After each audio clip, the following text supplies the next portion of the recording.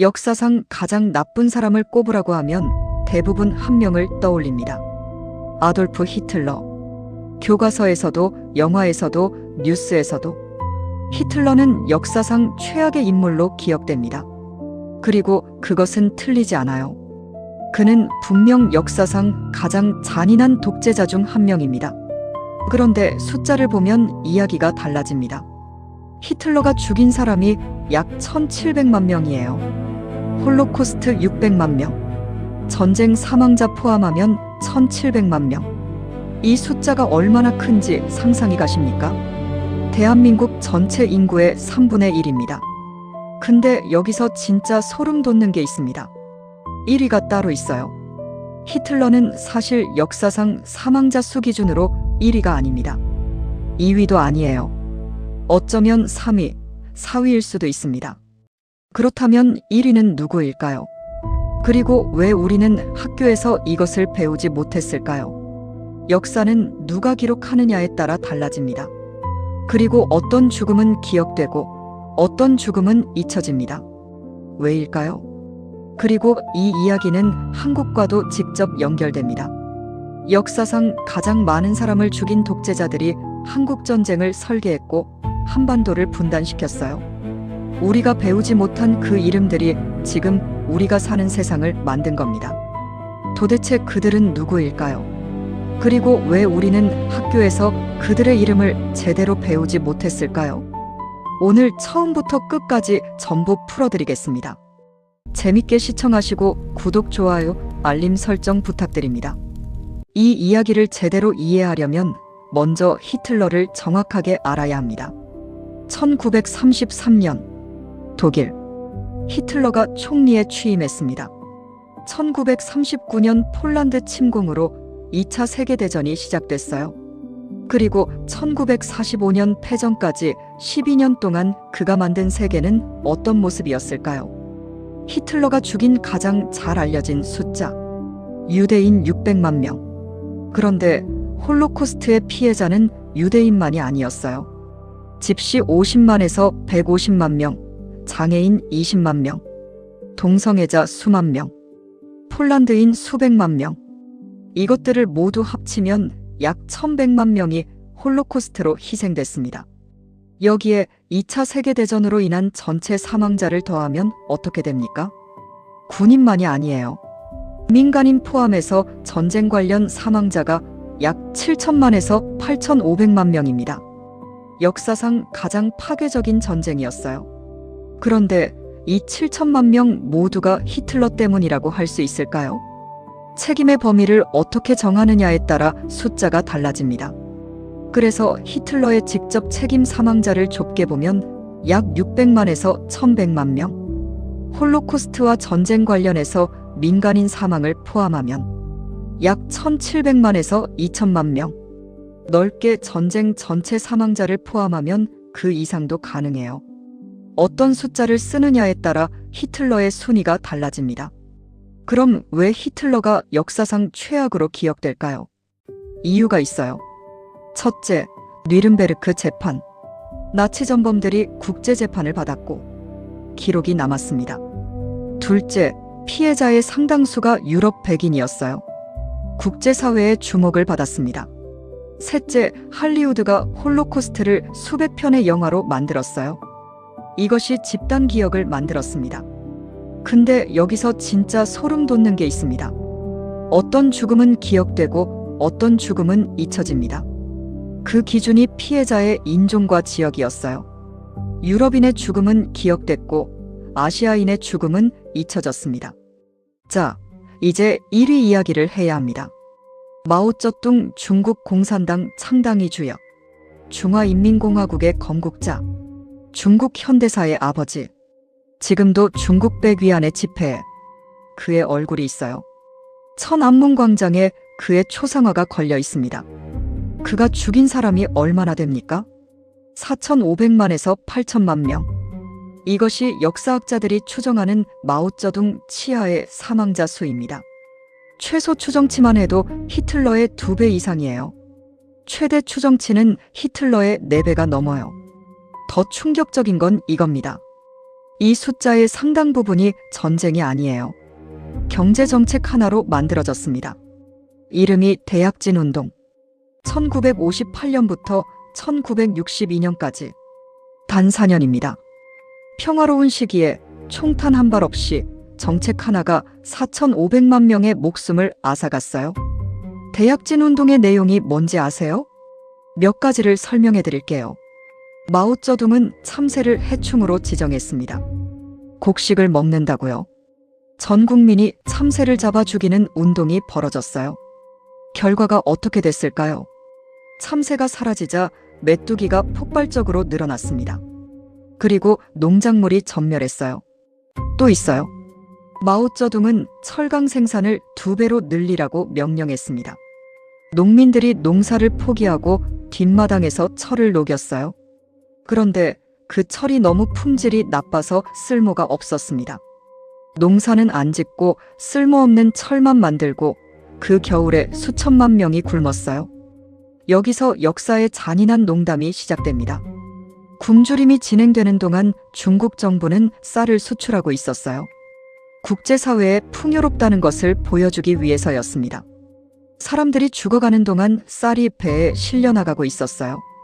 대약진 운동이 끝난 후에도 마오쩌둥은 멈추지 않았어요. 1966년 문화대혁명. 지식인, 교수, 의사, 예술가들이 홍위병에 의해 잡혀가고 고문당하고 사망했습니다. 이 시기에 또 수십만에서 수백만 명이 목숨을 잃었어요. 이 모든 일을 알면서도 마오쩌둥은 지금 중국에서 영웅입니다. 중국 공산당은 그를 공이 70이고 과가 30으로 평가해요. 공이 과보다 2배 이상 많다는 겁니다. 4,500만 명의 죽음이 30%의 실수에 포함됩니다. 근데 여기서 진짜 소름 돋는 게 있습니다. 마오쩌둥이 한국에 한 짓이 있어요. 1950년 10월 한국 전쟁 중에 마오쩌둥이 중공군을 한반도에 보냈습니다.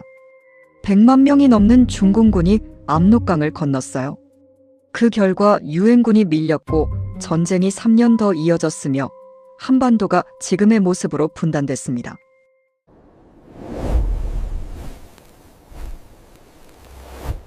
이제 2위 이야기입니다. 이오시프 스탈린, 소련의 지도자. 1924년부터 1953년까지 29년간 집권했어요. 2차 세계대전에서 히틀러를 무찌른 연합군의 일원이었습니다. 그런데 그가 죽인 사람은 적을까요? 많을까요?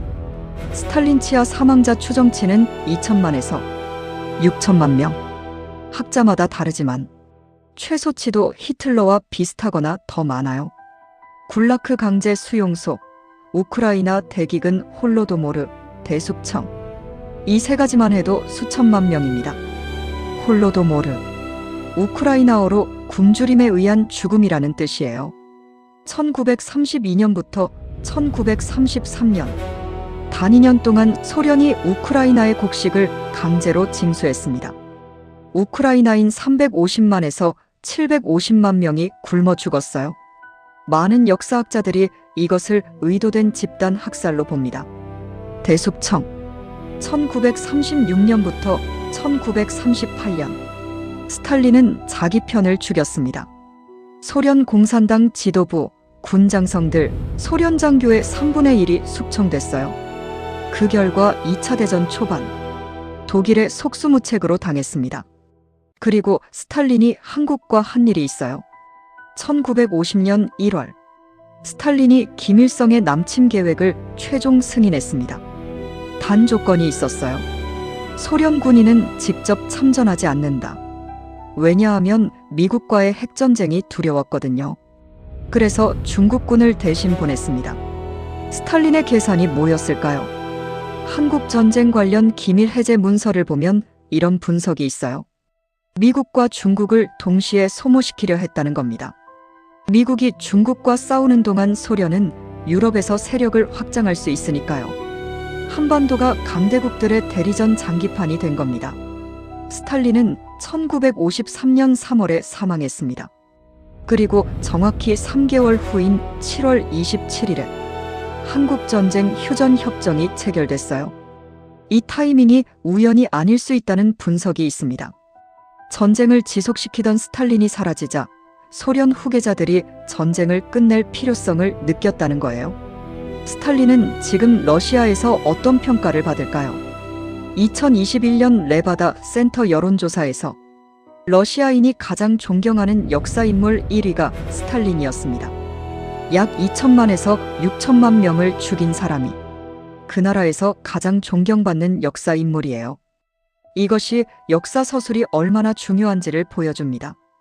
이제 거의 아무도 모르는 이름 이야기입니다. 레오폴드 2세, 벨기에 국왕. 1865년부터 1909년까지 재위했어요. 유럽에서 그는 아프리카 개발의 아버지라고 불렸습니다. 그런데 그 개발이 어떻게 이루어졌는지 아는 사람이 별로 없어요. 레오폴드 2세는 아프리카 콩고를 자신의 개인 소유지로 만들었습니다. 국가가 아니에요. 개인 재산이에요. 1885년 베를린 회의에서 유럽 열강들이 아프리카를 나눠 가질 때 콩고 자유국이라는 이름으로 레오폴드 개인에게 귀속됐어요. 150만 제곱킬로미터. 서유럽 전체 면적의 약 3배 크기의 땅이 한 사람의 소유가 된 겁니다. 레오폴드는 콩고에서 고무를 채취해 막대한 부를 쌓았어요. 고무 생산 할당량을 채우지 못한 콩고인은 어떻게 됐을까요? 손이 잘렸습니다. 군인들이 실탄 낭비를 막으려고 총을 쐈다는 증거로 잘라낸 손을 제출하는 관행이 생겼어요. 이 기간 동안 콩고 인구가 얼마나 줄었을까요? 1885년부터 1908년까지 약 20년 동안 인구가 약 절반으로 줄었어요. 1000만에서 1500만 명이 사망한 것으로 추정됩니다. 직접 학살만이 아니라 굶주림, 질병, 강제노동으로 인한 사망을 합친 숫자예요. 레오폴드 2세는 어떻게 됐을까요? 그는 콩고에서 번 돈으로 벨기에 전역에 아름다운 궁전과 공원을 지었어요. 브뤼셀의 왕궁, 라켄 성, 아프리카 박물관. 콩고인의 피와 손으로 만들어진 건축물들이 벨기에의 자랑이 됐습니다. 레오폴드 2세의 동상은 벨기에 전역에 있었어요.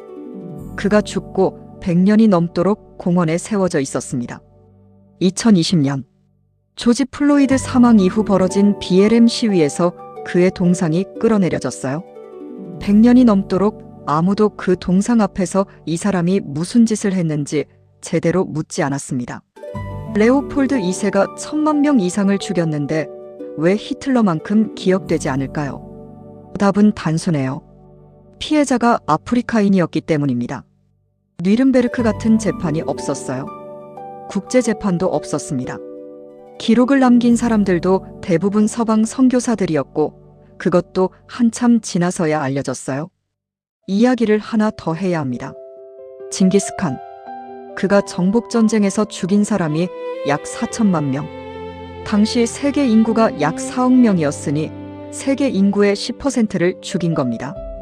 중앙아시아 일부 지역은 인구가 회복하는데 수백 년이 걸렸어요. 그리고 징기스칸의 몽골 제국이 고려를 침략했어요.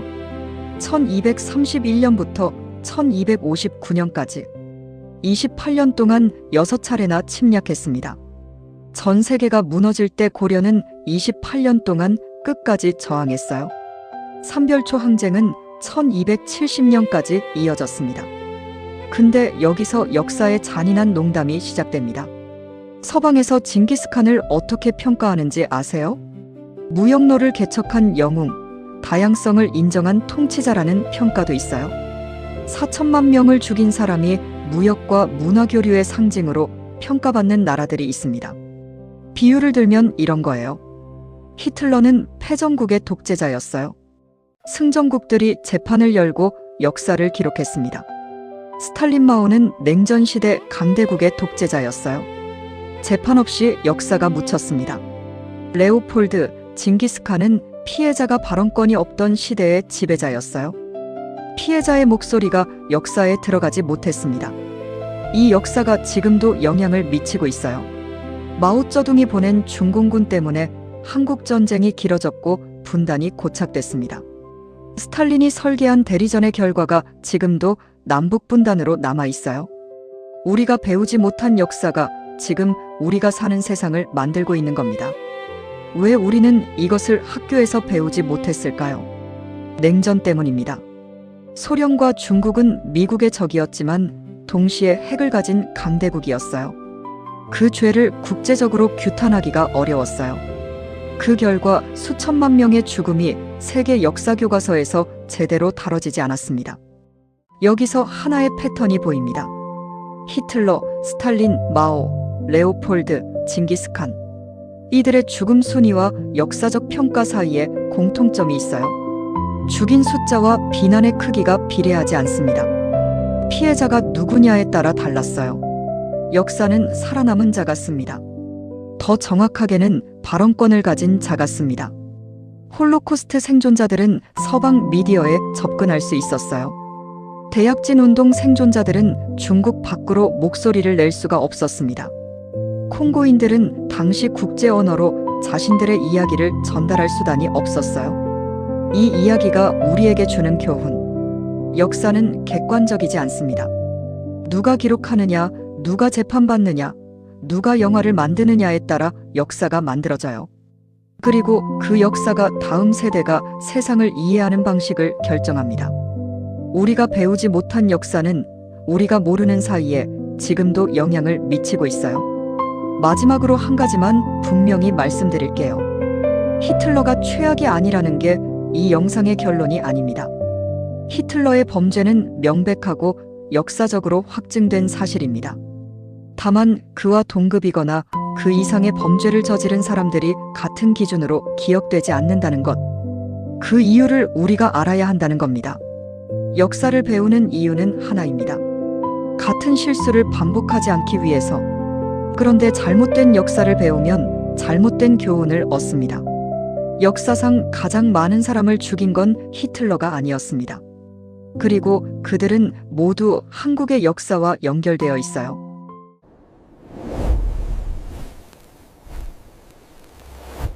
영상이 유익했다면 구독, 좋아요, 알림 설정 부탁드립니다.